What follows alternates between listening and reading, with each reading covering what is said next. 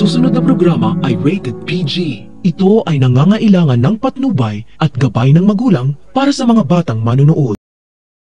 Hindi nagpahuli si Giselle na salubungin ang paglabas ni Moira sa kulungan. Kaya pinuntahan niya ang bar kung saan magse-celebrate si Moira sa kanyang paglaya.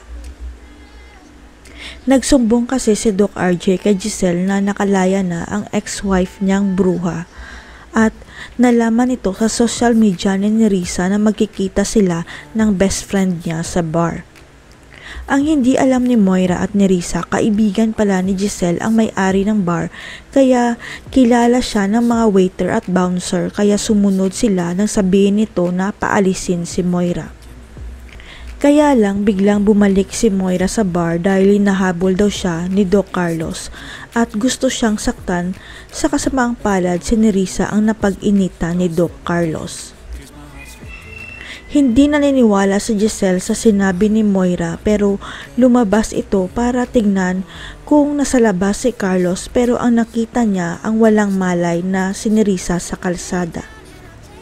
Sa takot ni Moira, tinawagan niya si Zoe para sunduin siya dahil ayon sa kanya, hindi masasaktan ni Carlos si Zoe dahil anak siya nito kaya ligtas siya kung andyan si Zoe. Walang kamalay-malay si Moira na narinig ng bouncer ang sinabi niya sa telepono. Kaya magtataka ito dahil ang pagkakaalam niya si Doc RJ ang tunay na ama ni Zoe. Sikat ang pamilya Tanyag kaya kilala ng lahat kung sino ang tunay na anak ni Doc RJ at tunay na pamangkin ni Giselle at yun ay si Zoe at ang batang doktor na si Annalyn. Kaya nang makabalik si Giselle sa bar, mababanggit ng bouncer sa kanya na umalis na si Moira dahil sinundo ito ni Zoe at dito na magsisiwalat ang bouncer kay Giselle. Sasabihin ng bouncer kay Giselle na narinig niya si Moira sa telepono na kausap si Zoe at sinabi nitong hindi siya masasaktan ni Carlos dahil siya ang tunay na anak ni Carlos. Hindi makapaniwala si Giselle sa sinabi ng bouncer na anak pala ni Carlos si Zoe. Sa isip ni Giselle, kaya pala close si Zoe kay Carlos dahil sila ang tunay na mag-ama.